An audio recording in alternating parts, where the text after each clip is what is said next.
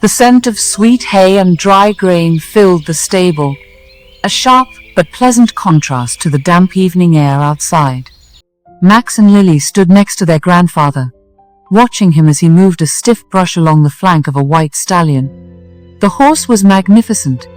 His coat shimmered like polished silver, even in the dim lantern light, and his eyes held a depth that felt deeply human.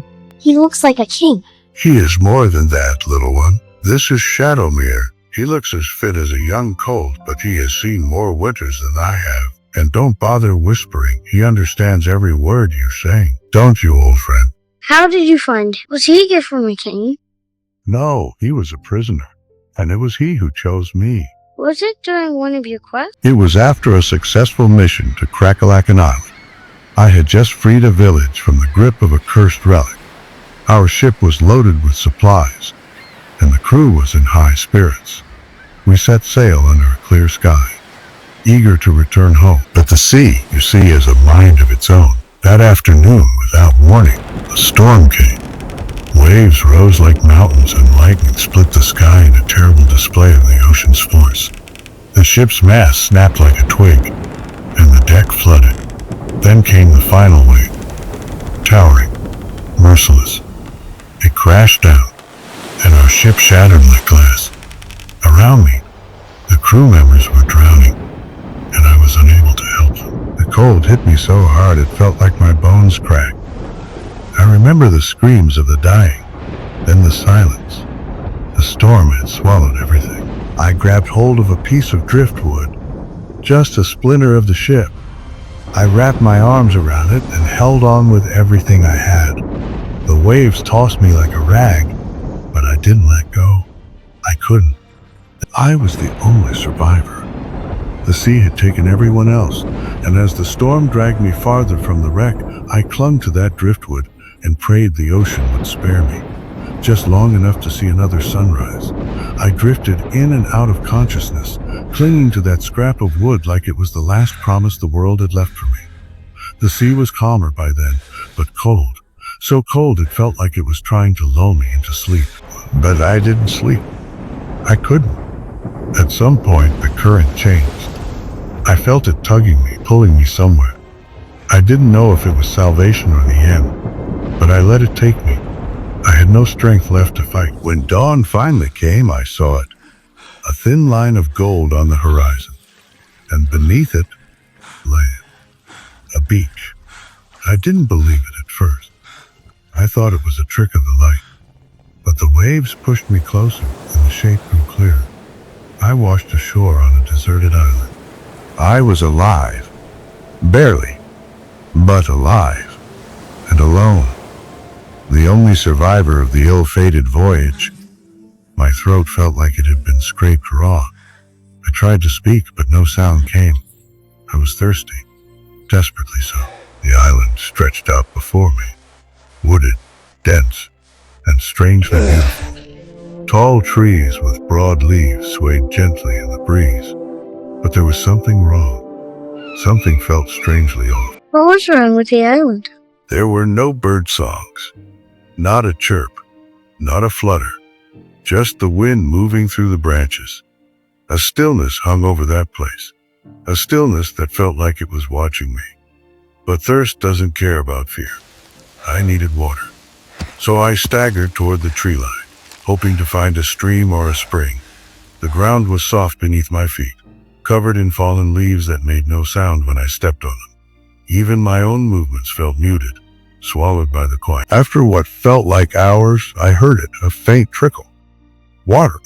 I thought I was imagining it at first, but when I pushed through a curtain of vines, I saw it, a small spring bubbling out from the base of a rocky rise. Clear, cold, alive. I dropped to my knees and drank until my hands shook.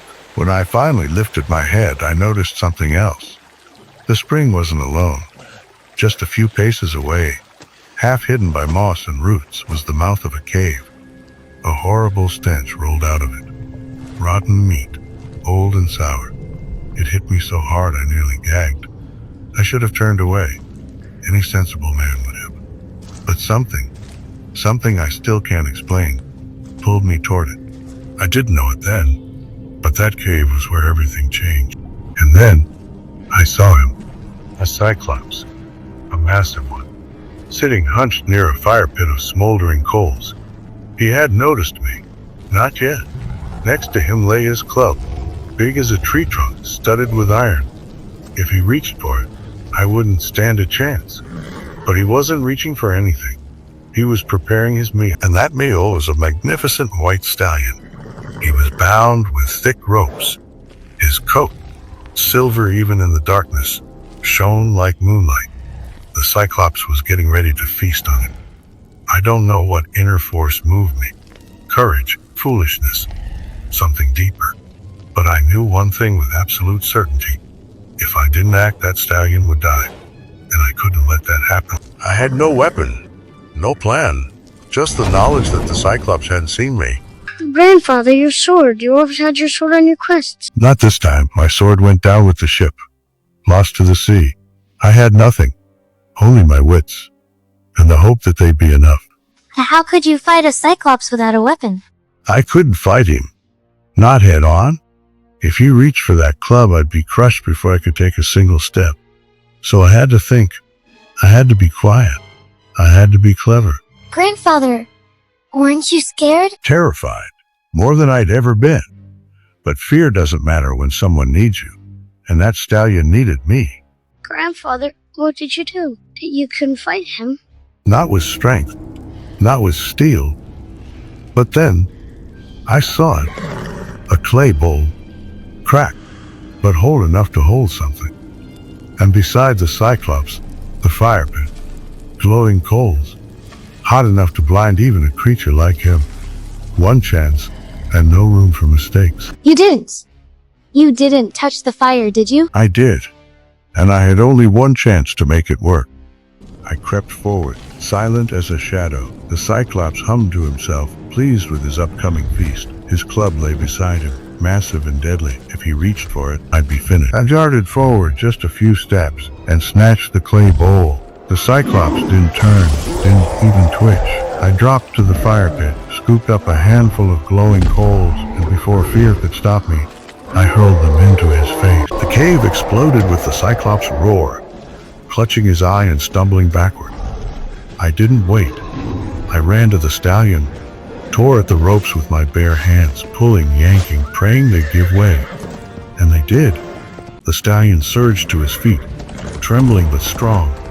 Together, we bolted for the cave entrance. But the Cyclops, he wasn't gone, was he? No, he recovered faster than I expected. His roar shook the cave. He grabbed his club and swung. The air itself seemed to split. And then something happened. Something I still struggle to explain. A voice, not spoken aloud, but inside my mind. Calm, clear, certain. Shadowmere. He told me, bump the pillar. Telepathy. I didn't question it. I turned the stallion toward a thick stone support pillar I hadn't even noticed. Together, we slammed into it with all our strength. The pillar cracked. The cave groaned, and then the entrance collapsed in a thunder of stone and dust. The Cyclops roared behind the falling rubble, but he couldn't reach us. We were outside and free. That was the moment I knew this stallion was no ordinary creature, and that our fates were bound together. We made our way back toward the shoreline. I didn't know what we'd find, only that we couldn't stay on that island forever. And then, through the trees, I saw it. A raft. A crude thing, made of lashed logs and thick ropes. The Cyclops must have used it to reach the island. It wasn't pretty, but it floated. And that was all we needed. Shadowmere stepped onto it without hesitation, as though he trusted me completely. I pushed us off the shore, using a long branch as a pole. The sea was calm that morning, gentle, as if it had spent all its fury the night before. We drifted for hours, maybe longer. The sun rose high, then began to fall, and just when I feared we'd be lost at sea again, the mainland appeared. I expected him to leave me and return to whatever life he had before the Cyclops captured him. For reasons I still don't fully understand, he stayed. and he's stayed ever since. And that, children, is how our journey began. Not with glory, nor with triumph, but with survival and a choice. Shadowmere could have left me the moment we reached the mainland, but he stayed. Through storms, quests, dangers, and years that changed us both, he stayed. And now, when my adventuring days are long behind me, he still chooses to stand by my side. That is the truest kind of friendship, born in hardship, kept by loyalty, and carried through a lifetime. As the grandfather finished grooming the horse, Max and Lily looked at the horse with different eyes, deeply affected by the deep friendship that Shadowmere and their grandfather shared.